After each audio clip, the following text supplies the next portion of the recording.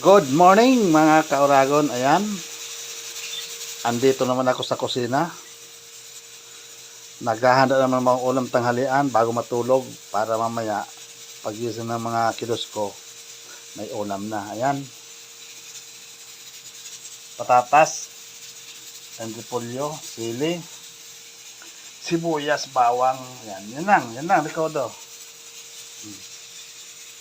Tapos ayan, pinapakuloan ko na pressure cooker para mabilis lumambot. Ayan o.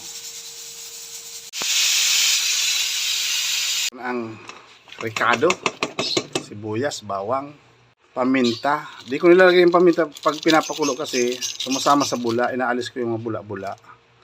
Tsaka yung ricado di ko sinasama. Sili, tatas, magic, asin. Nakpang ko ulit pa ano ko mga 10 minutes. Saka ko ilalagay yung repolyo pag hahanguin ko na. Dalawang bukas para ilagay ko na yung repolyo. Yan, lambot na lagay natin tong repolyo. As papakuluan ko na lang, hindi ko natatakpan.